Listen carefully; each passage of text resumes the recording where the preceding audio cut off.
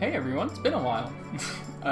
So I finally came back from the summer. I believe I mentioned that in the last video. It's been a while. It's only 2 months. I hope you guys miss me, maybe just a little bit, but you know, if you didn't, it's fine. I barely remember how long it's been just because it's been so busy. But as you can tell, I have moved in to a friend's place, and it is up in Arkansas, completely on the other side of the state, closest to where Louisiana is, so big move, big change. A lot cooler too. Not near as humid. But basically, this is where I'm gonna be for the next little while. Starting that next chapter, lots of businesses and stuff in the area I'm around, and I'm really excited to see what's coming on. Send out applications, hopefully those things will come together soon. But what I want to talk about today, D&D has become my biggest addiction.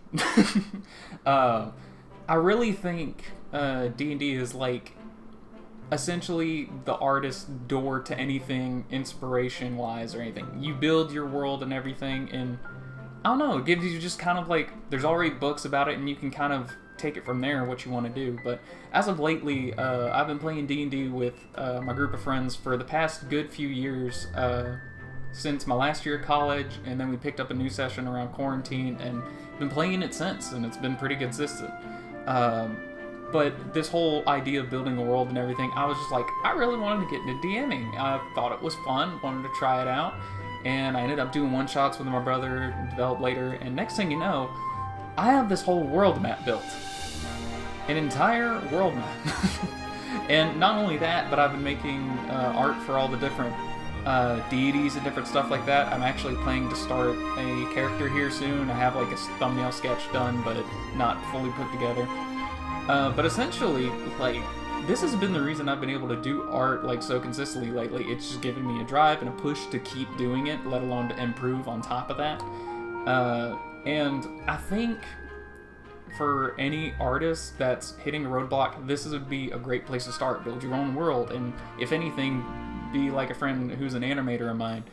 She has this whole sort of like IP idea she wants to do for a show she's potentially looking at doing later on, once she gets out of college and stuff. And I think having those ideas that you can build on constantly in one direction or another is just a great idea.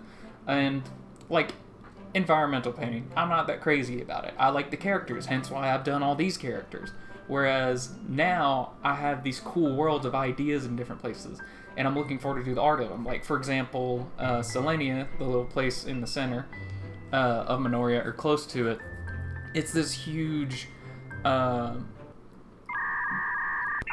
statement on man living with nature in harmony completely. And not only that, but it has such a diverse amount of people in the community, different things like that. But the coolest thing to me is that the settlement of Selenia has developed with the land. It's like literally the trees were already giant to begin with, and then the families live in those trees, and then the higher in the trees go, the newer the 2 hours later.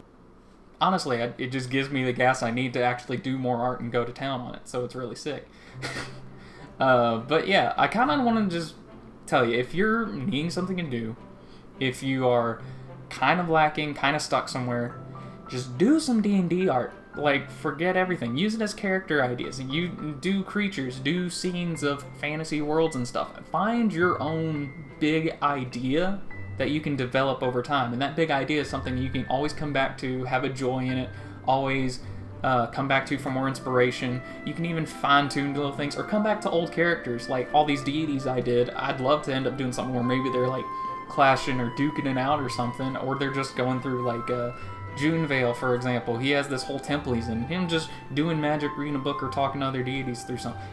It's just, it leads to so many possibilities, so many stupid cool ideas, and you need those. Like, those are the match to the fire of your creativity.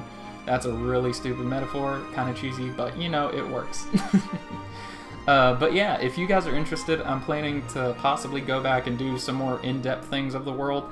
I've really liked talking about D&D. Would I become a D&D channel? I doubt that, but it is something I enjoy and have a lot of fun with, so it might come to pieces in there. I never want to limit the channel to any one thing, whether it be the games or the music and everything, which music is also being worked on. Speaking of, I am working on a D&D game app with my two friends of mine, one of them living with, and it's coming together pretty well. And I got a few scores and instrumental that's more cinematic music for it, and it's turned out really cool. So that's kind of why stuff's been on the buffer for some of my other music, but I am still working on it. So keep in touch, and stay positive, stay creative. I'll see you guys later.